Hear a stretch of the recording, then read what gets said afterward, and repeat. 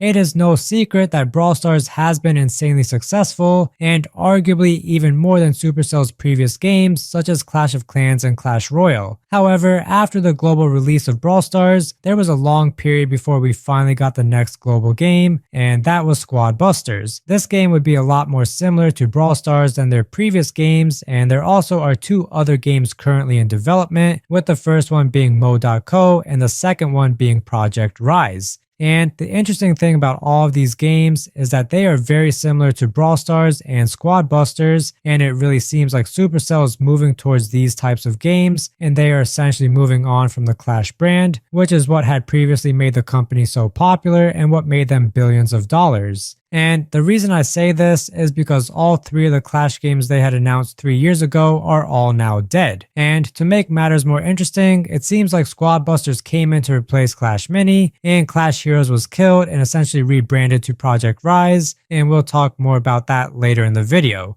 But essentially, it seems like after Brawl Stars, and especially after its recent success, Supercell has shifted towards more shooter and more interactive games, and today we'll just be going over why that is. So first up, we have to just see what made Brawl Stars so special when compared to the previous Supercell games. Brawl Stars was unique in that you actually controlled your character and there was only one, and it was like a shooter game. A majority of the previous games were more strategy type games in which you would deploy different troops. However, after that point, they would go and do their own thing and you couldn't really control them. In these games like Clash of Clans and Boom Beach, the attacking was a secondary part of the game, whereas the main part was building up your base. The attacking was more so just a means to get to the end goal of building up your base. And then as for Clash Royale, well, it was a lot more action focused. However, you still didn't control your characters, and all you did was drag and drop them and watch what happened. So when Brawl Stars came along, it was a very big change as you controlled a single brawler and you actually played the game. And the interesting thing is that this was not a new concept at all. I mean, it was basically just a standard shooter game. However, it just had the Supercell touch to it, and all the brawlers were cool and interesting, and they were unique, and the game was really fun, especially for being a mobile game. And with all the success that it has had, Brawl Stars has truly changed the direction of Supercell. However, this would all be relatively recent and wasn't the original plan. Supercell had announced 3 new Clash games in 2021, as that was what the company was the most well known for, and while Clash Quest got killed pretty early on, the other 2 games were doing alright. Clash Mini was the most popular, and it was looking like it was the most likely one to receive a global launch, and everyone thought it was going global until the devs just killed the game out of the blue. This came as a massive surprise, and no one really knew why it happened until about a month later where Squad Busters was announced. This made people realize that the game came as a replacement for Clash Mini, and this game resembled Brawl Stars very closely, and this news came when Brawl Stars was really just doing better than it had ever done in the past. And it is also probably the reason why Supercell decided to jump the gun and make Squad Busters global super quickly, since the game was very similar to Brawl Stars and they just assumed it would be really popular. But there is also another Supercell game that is similar, and it went into beta a few months ago, and that is called Mo.co. This is also a similar game to Brawl Stars and Squad Busters because it is a shooting game in which you control your player. It is essentially an MMORPG game, and you are supposed to fight monsters and just progress through different worlds. And that does sound quite a lot like Squad Busters because you can unlock different worlds and you do fight different monsters. However, that game also does have enemy players, and it is a PvP game in which the goal is to get gems. So it isn't exactly the same,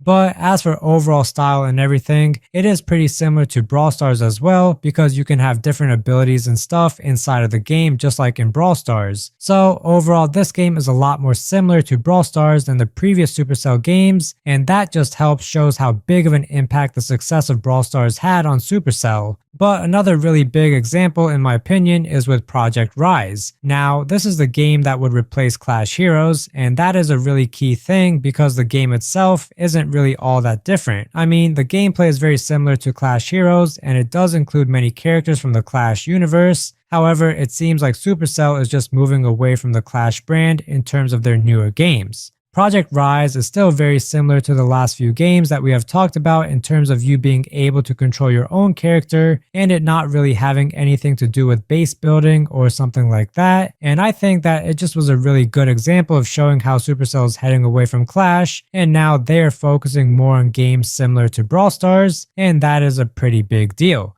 The same way how Clash of Clans had changed Supercell by creating the whole Clash brand, as well as other games like Boom Beach, is how Brawl Stars has changed Supercell, where they are creating more action games that you can play more and are just more engaging. And this is a shift that we have mainly seen in the last few months because that is when Brawl Stars was doing really good and doing better than all other Supercell games. Brawl Stars was also the first Supercell game that became more popular than when it had first came out, and that also just showed how it has way more longevity than the other games which tend to lose players over time just due to the nature of the game. But with a game like Brawl Stars, you don't really have to worry about progression too much and you can always just hop in a game and have fun and it never feels like you're missing out if you haven't played in a while. But another thing with Brawl Stars is really the fact that it is pretty free to play friendly and it was regarded as the best Supercell game when it came to that, but now the title has been given to Squad Busters since that game is even more free to play friendly, and that is honestly a really good thing. We don't know how it really is with Mo.co and Project Rise, however I do hope that they will also be good in that regard. And there is also the example with Clash Royale that shows how going down a pay to win route can be really bad, and that is why that game has just been losing players every single day.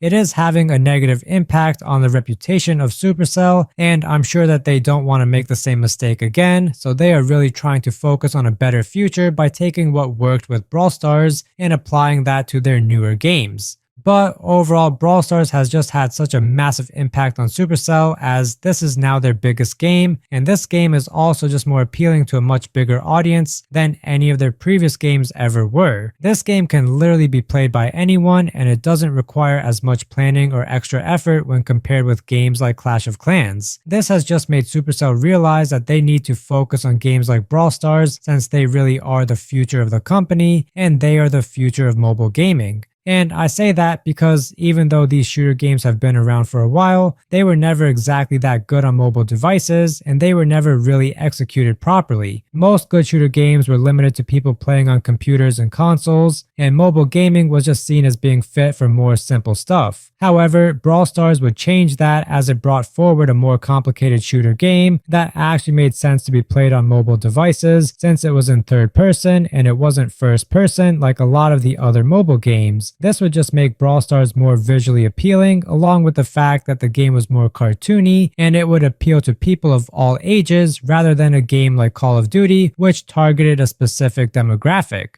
So now Supercell is taking a lot of that same stuff and applying it to their future games, and it is pretty clear the massive impact that Brawl Stars has had on the company, and that game really will define the future of Supercell until another game comes along and change the direction once again. However, that's also it for this video. I really do hope that you guys enjoyed, and I'll see you all in the next video.